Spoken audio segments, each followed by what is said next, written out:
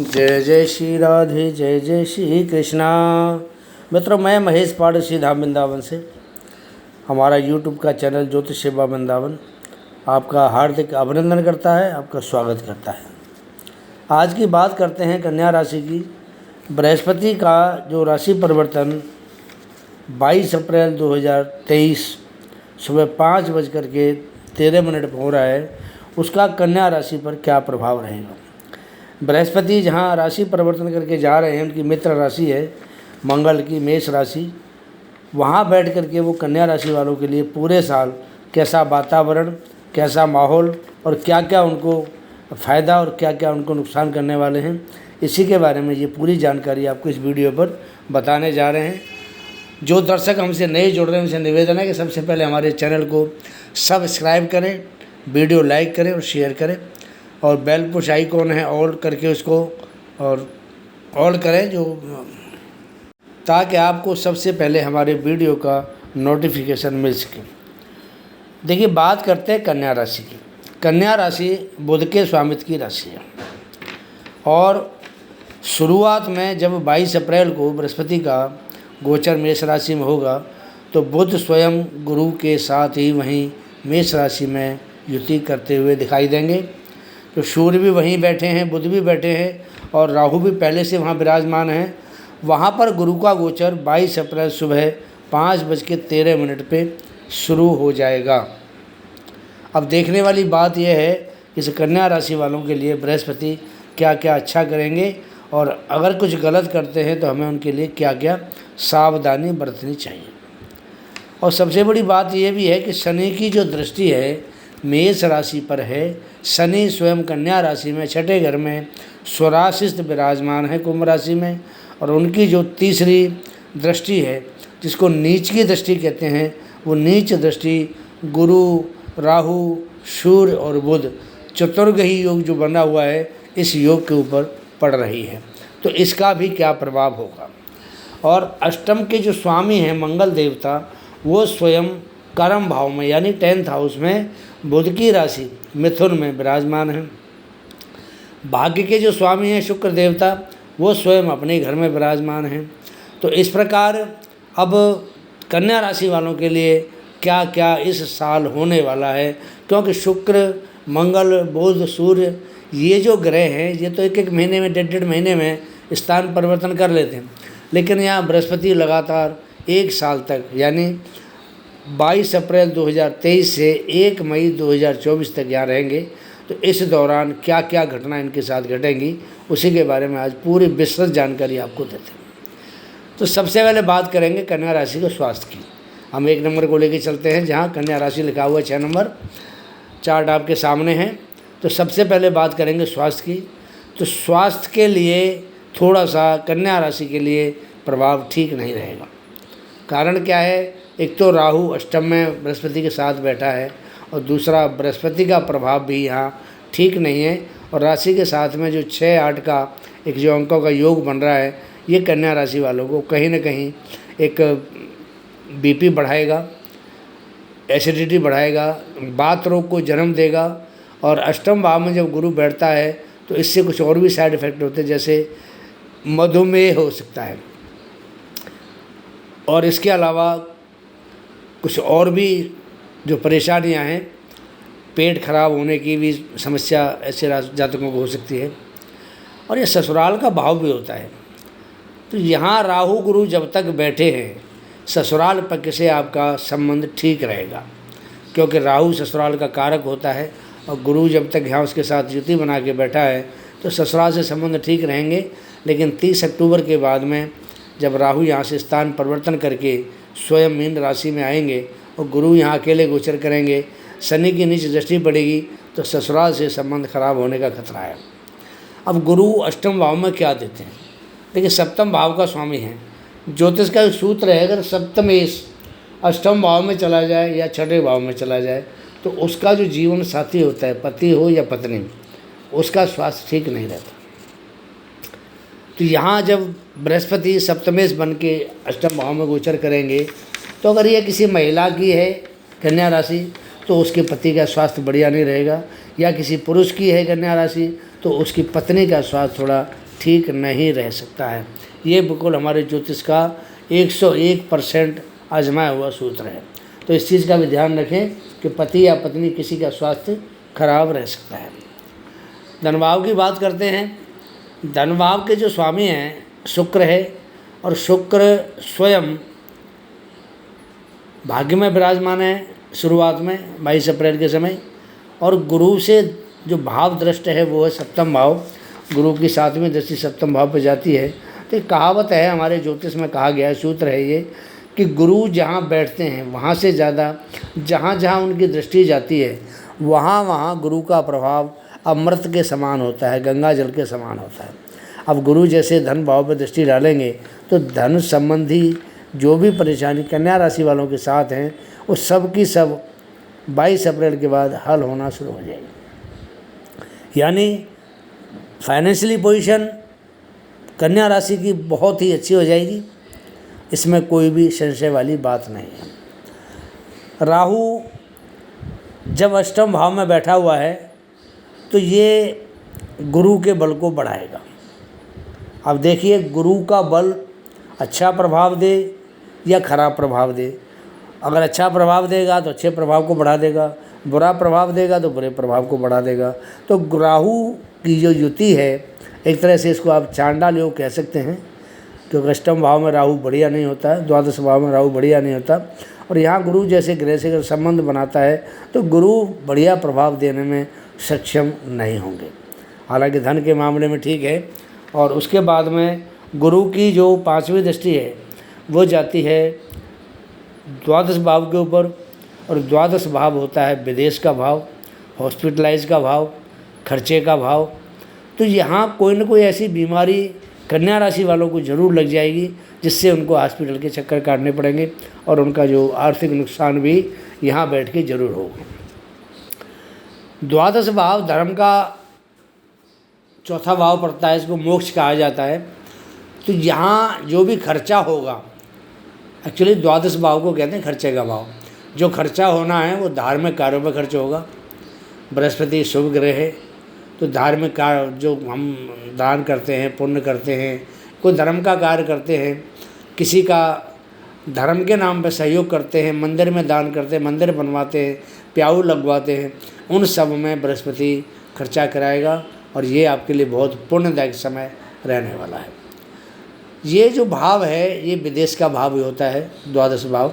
तो जो जातक विदेश से संबंध रखते हैं उनको लाभ होगा, या जो छात्र एजुकेशन के लिए विदेश जाना चाहते हैं उनके लिए बहुत ही अच्छा समय रहेगा ये पूरा साल, क्योंकि बृहस्पति की 5वीं दृष्टि पूरे साल द्वादश भाव पर रहने वाली है, और बृहस्पति की शुभ दृष्टि है। इसलिए जो छात्र विदेश में शिक्षा ग्रहण करना चाहते हैं, हायर एजुकेशन के लिए जाना चाहते हैं, किसी एंट्रेंस में कोई परीक्षा देना चाहते हैं एंट्रेंस की, या किसी इंटरव्यू वगैरह के लिए भी विदेश जाना चाहते हैं, उनके लिए ये साल बहुत उत्तम है। ऐसे छात्र बिल्कुल कामयाबी हासिल करेंगे। इनको किसी तरह की कोई भी परेशानी यहाँ बिल्कुल भी नहीं होने हैं।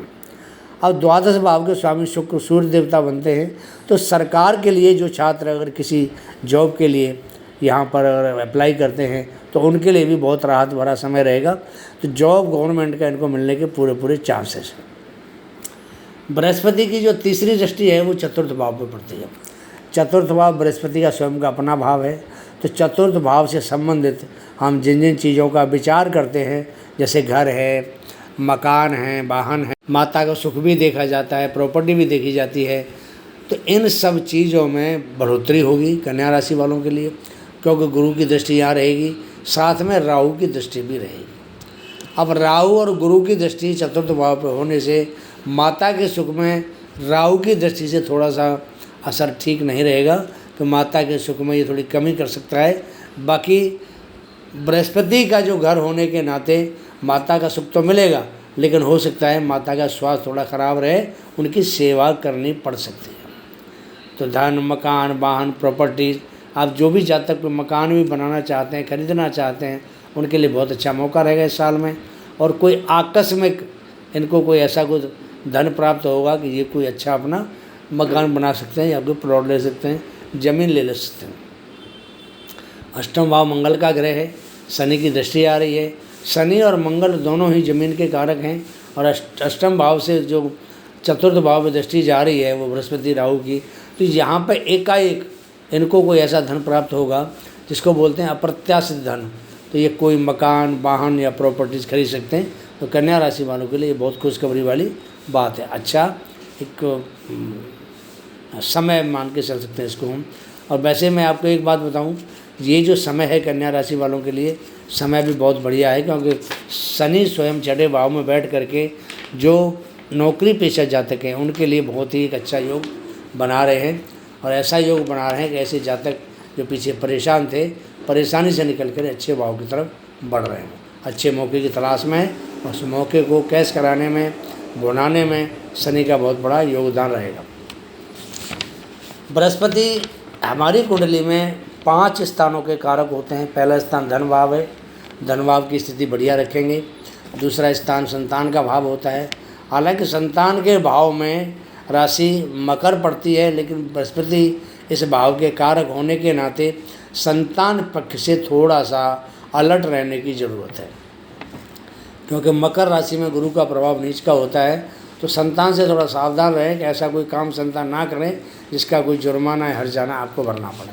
वाहन चलाए संतान तो ध्यान से थोड़ा चलाए और ध्यान रखें कि आपका बच्चा कहीं आपके काबू से बाहर ना हो जाए। बृहस्पति की जो तीसरा जो कारक भाव है भाग्य होता है। अब भाग्य भाव में स्वयं शुक्र बैठा है स्वग्रही, तो भाग्य को बढ़ोतरी का समय है, भाग्य को बढ़ाने वाले हैं। बृहस्पति का जो चौथा भाव है जहाँ कारक भाव है दसम भाव होता है, ये हमारा कर्म का भाव है। अब जो अष्टम भाव के मालिक हैं मंगल, वो कर्म भाव में बैठे हुए हैं। तो यहाँ बैठ के मंगल का जो प्रभाव है ये थोड़ा सा, ये पराक्रम भाव के स्वामी भी बनते हैं मंगल देवता। तो यहाँ बैठ कर के मंगल और बृहस्पति का जो प्रभाव है थोड़ा ज़्यादा मेहनत कराएगा। और ज़्यादा मेहनत करने के बाद भी, ज़्यादा संघर्ष देने के बाद ऐसे जो जातक हैं जो बिजनेस करते, व्यापार करते हैं, उसमें उनको लाभ मिलेगा।